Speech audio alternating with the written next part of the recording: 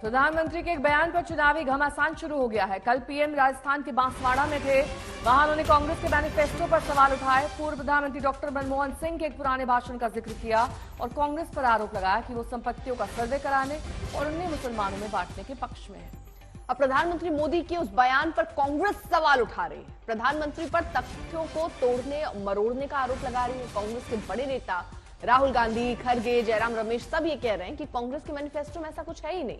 BJP पहले चरण के मतदान से घबरा गई है। चुनाव को अब हिंदू मुस्लिम करने की कोशिश हो रही है। और अब आपको दिखाते हैं प्रधानमंत्री नरेंद्र मोदी ने क्या कुछ कहा। उन्होंने कहा कि वो मां बहनों के सोने का हिसाब करेंगे, आपकी संपत्ति लेकर उसे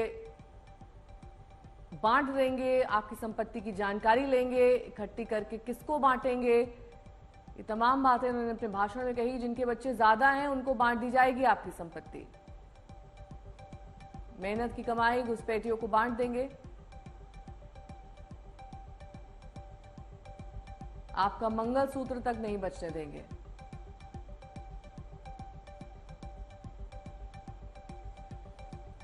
प्रधानमंत्री के इस बयान पर बवाल और अब राहुल गांधी, ओवैसी और पवन खेड़ा ने इसको लेकर प्रतिक्रिया दी है ट्विटर प्लेटफॉर्म के जरिए। उन्होंने कहा है कि असली मुद्दों से ध्यान भटकाया जा रहा है, जबकि पवन खेड़ा का कहना है कि ऐसी कोई बात मैनिफेस्टो में नहीं कही गई।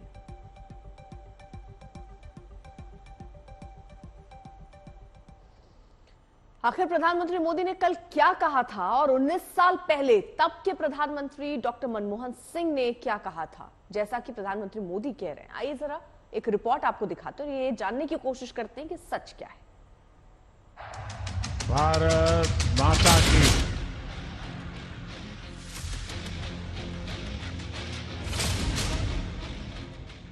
लोकसभा चुनाव के ऐलान के करीब 36 दिन, 36 रैलियां, 7 रोड शो और 16 राज्यों में चुनाव प्रचार के बाद राजस्थान के बांसवाड़ा में पीएम मोदी ने कांग्रेस पर अब तक का सबसे तीखा हमला किया। पीएम ने कांग्रेस के मैनिफेस्टो पर हमला किया। कांग्रेस पर मुसलमानों के तुष्टीकरण का आरोप जड़ा। पहले जब उनकी सरकार थी उन्होंने कहा था कि देश की संपत्ति पर पहला अधिकार मुसलमानों का है। इसका मतलब ये संपत्ति इकट्ठी करके किसको बांटेंगे? जिनके ज्यादा बच्चे हैं उनको बांटेंगे। घुसपैठियों को बांटेंगे। क्या आपकी मेहनत की कमाई का पैसा घुसपैठियों को दिया जाएगा? आपको मंजूर है ये? जैसा कि आशंका थी, पीएम मोदी के बयानों से विवादों के बारूद में फौरन पलीता लगा। कांग्रेस ने इसे झूठा बताया और कांग्रेस के सोशल मीडिया हैंडल से मनमोहन सिंह का एक भाषण भी जारी हुआ। I believe our collective priorities are clear. Agriculture, irrigation and water resources, health, education, critical investment in rural infrastructure, and the essential public investment needs of general infrastructure, along with programs for the uplift of scheduled castes, scheduled tribes, other backward classes, minorities, and women and children. The component plans for scheduled castes and scheduled tribes will need to be revitalized. We will have to devise innovative plans to ensure that minorities, particularly the Muslim minority, are empowered to share equitably in the fruits of development. They must have the first claim on our resources.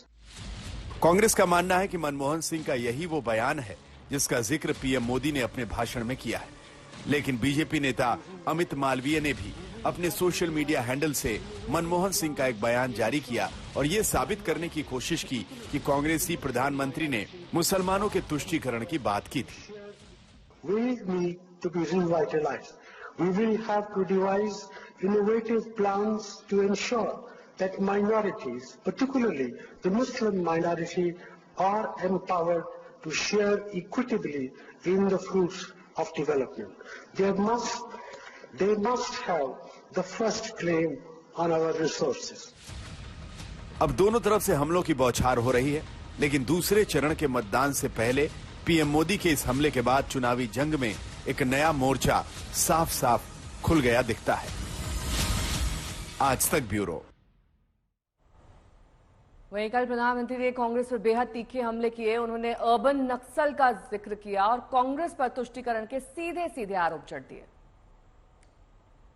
वो सारे लोग कह रहे हैं कि कांग्रेस अब कांग्रेस नहीं रही है, अब कांग्रेस अर्बन नक्सलों के कब्जे में चली गई है। कांग्रेस अब वामपंथियों के चंगुल में फंसी हुई है। इस बार का कांग्रेस का मैनिफेस्टो देख लीजिए। कांग्रेस ने अपने मैनिफेस्टो में जो कहा है वो चिंताजनक है, गंभीर है, और ये माओवाद की सोच को धरती पर उतारने की उनकी कोशिश है। उन्होंने कहा है कि अगर कांग्रेस की सरकार बनेगी तो हरेक की प्रॉपर्टी का सर्वे किया जाएगा, हमारी बहनों के पास सोना कितना है उसकी जांच की जाएगी, उसका हिसाब लगाया जाएगा, हमारे आदिवासी परिवारों में चांदी होती है, सिल्वर कितना है उसका हिसाब लगाया जाएगा। कल प्रधानमंत्री ने जो कुछ कहा उसका असर चुनावी जंग पर सीधे सीधे दिख रहा है। दोनों ओर से जुबानी लड़ाई की नई सीरीज शुरू हो गई। एक तरफ तो आप राम मंदिर की बात करते हो, वहां जाकर उद्घाटन करते हो, राम के आचरणों की बात करते हो, और दूसरी तरफ नफरत फैलाते हो। कहां गया आपका सबका साथ? कहां गया आपका सबका विकास? और कहां गया आपका सबका विश्वास?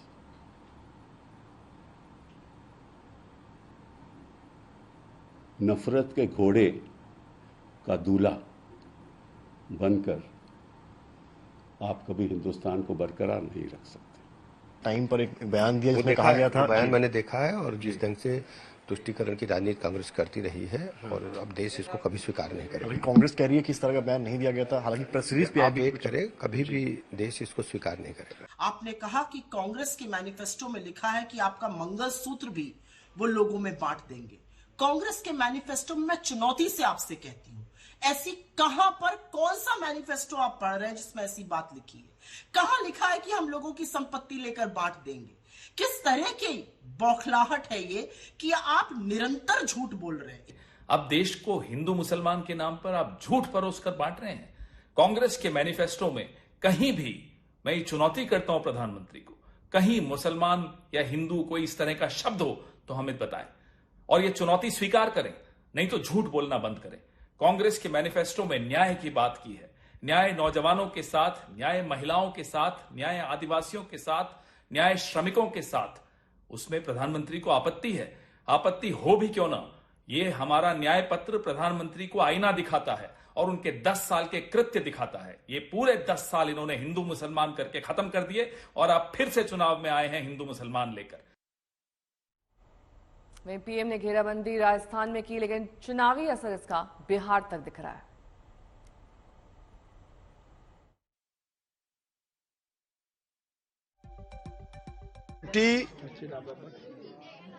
के अपने एजेंडा में जो उनके पूर्व प्रधानमंत्री ने कहा था कि भारत के संसाधन को हम मुसलमानों में, अल्पसंख्यकों में बांटेंगे, उन्हीं का अधिकार होता है।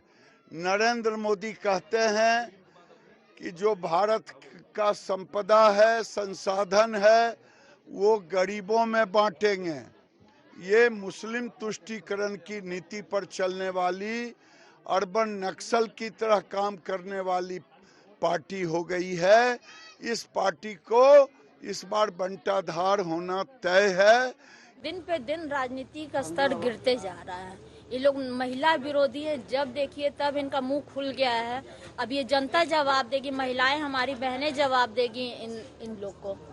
किसी के परिवार, किसी बहन बेटी को गाली देने से परिवार, देश बढ़ जाएगा?